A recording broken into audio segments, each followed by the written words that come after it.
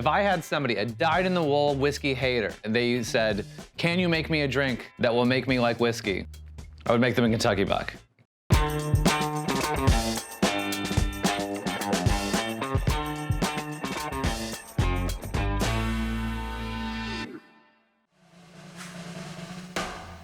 The Kentucky Buck comes to us from 2009 from a bar called Rickhouse in San Francisco. It was invented by a bartender named Erick Castro. And the Kentucky Buck stands out to almost everybody. Everybody wants a bourbon drink that's refreshing. Everybody loves ginger, and everybody loves strawberries. It is like 3 overlapping Venn diagrams of crowd pleasers. It's one of those drinks that just everybody loves. Now, astute cocktail observers will notice that this looks a lot like a mule. So why is it called a buck? So the mule comes to us from 1940. From the Smirnoff company. So they invented the Moscow Mule, but before it was that, it was a buck. So the Kentucky Buck, the name is a throwback to an older style of drink. It is quick, easy, and most importantly, delicious. So, the way to make it, we start with fresh lemon juice. We're doing 3/4 of 1 ounce of fresh lemon juice. Lime will work, if that's what you have. Next, fresh strawberries. Now, if this were raspberries, when you shake it with ice, they would muddle themselves. But strawberries are made of a little stronger stuff. And then we muddle them. And you don't need to pulverize these things. You don't need to turn it into mush. Just enough to get some of the juices out.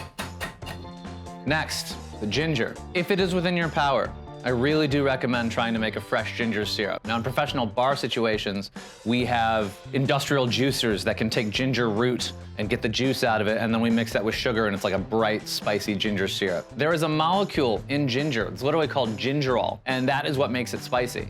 And it oxidizes immediately. So a ginger syrup that I make today won't be nearly as spicy 3 days from now as it is today. It starts going down right away. And the corollary of this is that anything you buy in the store will have almost none of that inherent spice of the ginger left over. Now, some ginger beers try to cheat it. They'll add like cayenne pepper, which is good. I mean, it works. But if you have the means, I really do recommend fresh ginger syrup.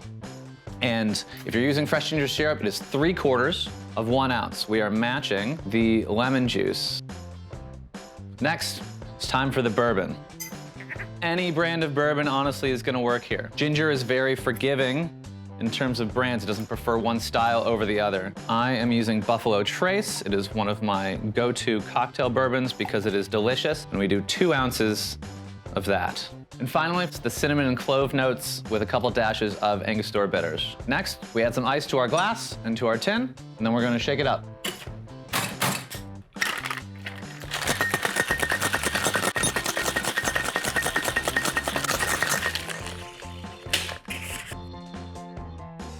And our final step, because we're simulating ginger beer with fresh ginger syrup and fresh citrus, we need a little bit of bubbles. So a tiny bit of soda water, just like an ounce or 2. You can add this after if you like, but then that would mean that it'll be cocktail here and then soda on top. And so then you'll just have to mix it up. And because there's a bunch of strawberry bits in here, I'm going to double strain with one of these tea strainers. Now, it's not important that you do that, but I'm going to try and keep the solids out. And there's a bunch of things you could do for a garnish. You could do candied ginger, you could do some mint, you don't mind too. Got these beautiful strawberries, so I'm gonna use just a half of a strawberry on the rim of the glass, like so.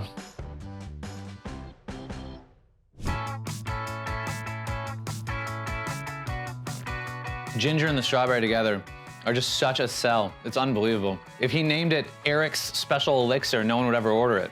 But Kentucky Buck? Yeah, I'll have a Kentucky Buck.